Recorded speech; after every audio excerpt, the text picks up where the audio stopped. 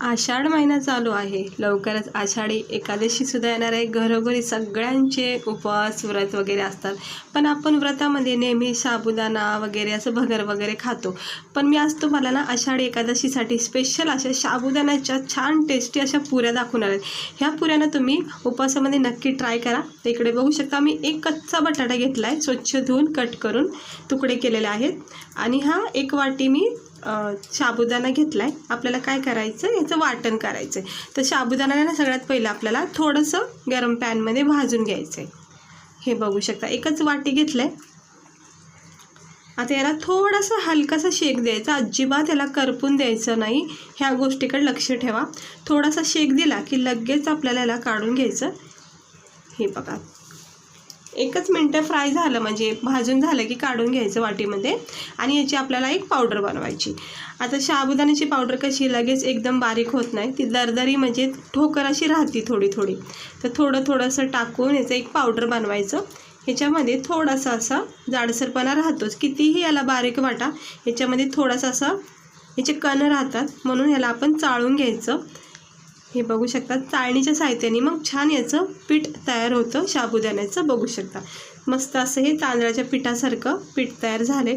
आणि उरलेला जो चुरा असतो ना चाळून निघलेला, तो परत एकदा वाटून मग ह्याचं पावडर बनवायचं. आणि सेम प्रोसेसमध्ये सगळं वाटून घ्यायचं.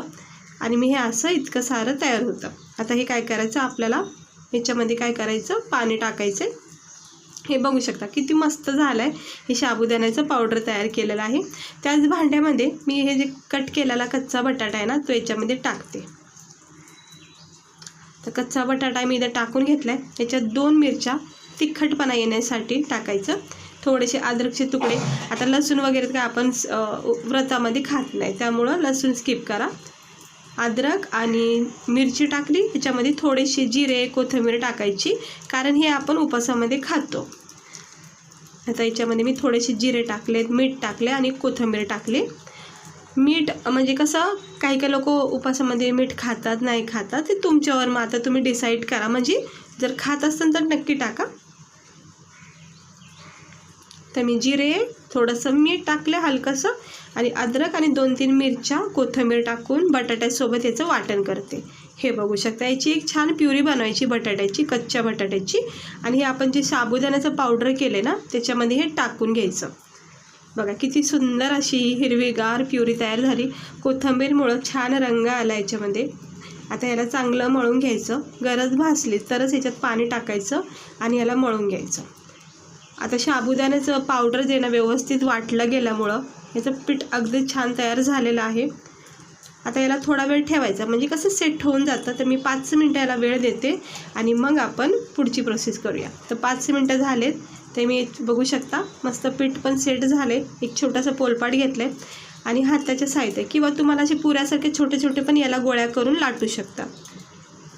हे बघू शकता मस्त असं प्रेस करून ह्याला लाटायचं. हे मी अशा हातावरच करते, हलक्या हाताने प्रेस करून. हे असे साईज द्यायची इतकी सहज होतात.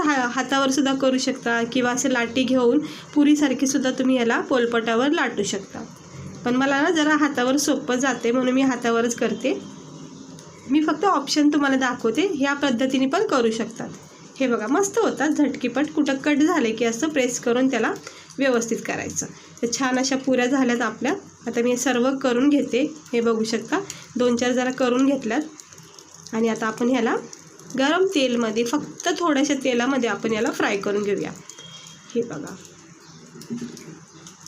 अगदी थोडंच तेल लागतं ह्याला, काही तेलाची सुद्धा जास्त काही म्हणजे आपण नॉर्मल ज्या गव्हाच्या पिठाच्या पुऱ्या कशा भरपूर तेलामध्ये अगदी तळून काढतो तसं नाही आहे. ह्या थोड्याशा तेलामध्ये होऊन जातात. एक एक एक एक करून असं टाकायचं, सेट करायच्या आणि दोन्ही बाजूनी मग याला गोल्डन असं सोनेरी रंग येईपर्यंत याला फ्राय करायचं. ह्या पुऱ्या इतक्या फुगत नाही तुम्हाला सांगून ठेवते. ह्या पुऱ्या जरा वेगळ्याच आपल्या गव्हाच्या पिठापेक्षा. ह्या साबुदाण्याच्या पुऱ्या असल्यामुळं ह्यात जास्त फुगत नाही, पण खायला इतकी टेस्ट लागते नाही पुऱ्याची. नक्की ट्राय करा उपवासामध्ये. हे बघा थोड्या थोड्या फुगल्या जातात आहे, म्हणजे हवं तशा जसे आपल्या असतात ना नॉर्मल तशा नाही फुगवत ना. बाकी याच्यामध्ये थोडा फुगीरपणा असतोच. हे बघा छान याला भाजून घ्यायचं, दोन्ही बाजूनी मंद आचेवर क्रिस्पी होईपर्यंत याला मस्त भाजायचं. इतक्या छान कुरकुरीत पण लागतात आणि नरम सॉफ्ट पण असतात ह्या पुऱ्या. आणि आपण याच्यामध्ये मिरची, जिरे, तिखटपणा वगैरे टाकलं तर खूप अप्रतिम ह्या पुऱ्या लागतात खायला. तर आता दोन्ही बाजूनी भाजून घेतल्यात. आता पलटी करून घेऊया जरा. हे बघा मस्त रंग आलेला आहे दोन्ही साईडला. सुंदर असा लाल रंग येईपर्यंत त्याला फ्राय करायचा. अशा कडक कडक पुऱ्या ना पण कधी कधी खाऊ वाटतात, मस्त वाटतात. आणि उपवासाच्या दिवशी काय होतं, आपल्याला भूक लागते, काहीतरी खाऊ वाटतं. आणि फराळ तर आपण करतो. आणि मग ते साबुदाणा वगैरे हे पण कधी कधी येतो कंटाळा खायचा, त्यामुळे जरा वेगळं करायचं. तर घरोघरी तर साबुदाणा वगैरे, बटाटा, भगर वगैरे तर असतेच, त्यामुळे हे जरा वेगळं ट्राय करा. हे बघा पुरी ही फुगली गेली आहे मस्त. किती छान सुंदर असा शेक भेटला आहे. आणि गरमागरम अशा लाल भडक पुऱ्या शेकून निघलेल्या आहेत. आता मी काढून घेते, कारण जास्त वेळ याला फ्राय करायचं नाही तर काय होईल, करपल्या जाऊ शकतात. तर मी काढून घेते. बघू शकता ही पुरी किती सुंदर आणि टेस्टी वाटते पाहता क्षणी. तर सगळ्या काढून घेते प्लेटमध्ये. आणि मग दुसरं जे पीठ उरलं ना त्याचे मी करते. हे बघा तोपर्यंत आता मी तुम्हाला झालेल्या दाखवते. किती छान अशा क्रिस्पी झालेल्या आहेत पुऱ्या, एकदम कडकपणा आला आहे त्याच्यामध्ये. हे अशा पुऱ्या मला खूप आवडतात खायला, ज्या अशा कुडकुड वाटतात बघा, खाता वेळेस मस्त वाटतं. आता दुसऱ्या पण करून घेते. हे बघा दुसऱ्या पण पुऱ्या टाकल्यात. ह्याला तुम्ही मोठ्या साईजने करू शकता, छोट्या साईजने करू शकता. मी एक दाखवली तात्पुरती तुम्हाला शेकून. त्या प्लेटमध्ये एका पुरीची जागा उरली, त्यामुळे मी एक शेकून घेते. हे बघा आता एक पण काढून घेते आणि प्लेटमध्ये सर्व करते. मस्त असा रंग येईपर्यंत त्याला फ्राय करायचा. बघा पॅनमध्ये अजिबात तेल नाही, खूप कमी तेलामध्ये ह्या पुऱ्या होतात. म्हणजे एकंदरीत खूप हेल्दी पुऱ्या आहेत ह्या. तर चला झाल्या, आता मी तुम्हाला दाखवते थंड करून. इकडे बघू शकता मस्त वाटतात बघा, लाल भडक अशा छान चवदार टेस्टी पुऱ्या असतात ह्या. इतक्या खायला मस्त वाटतात ना. म्हणजे उपासाच्या दिवशी जी भूक लागते ना, त्या भूकेला ना ह्या पुऱ्या इतका भारी आहेत ना. एकदा खाऊन बघा, ट्राय करून बघा. उपासाला तुम्हाला अजिबात भूक लागणार नाही. आणि भूक जरी लागली तर तुम्ही झटकीपट हे बनवू शकता. इतके सोप्या आहेत ह्या पुऱ्या.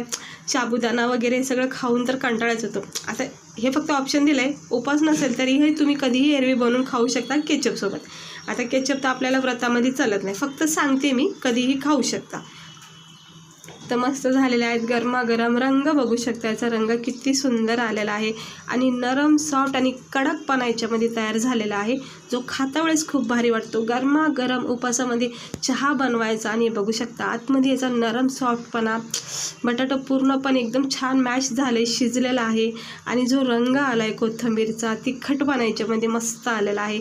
जिऱ्याचा एक छान फ्लेवर आहे. हवं तर तूपसुद्धा तुम्ही लावू शकता याला, अजूनही चांगली चव वाढेल त्याने. चला आता मी तर खाऊन घेणार आहे, चहा बनवणार आहे. तुम्ही पण नक्की ट्राय करा. आणि आषाढी एकादशीच्या सगळ्यांना शुभेच्छा.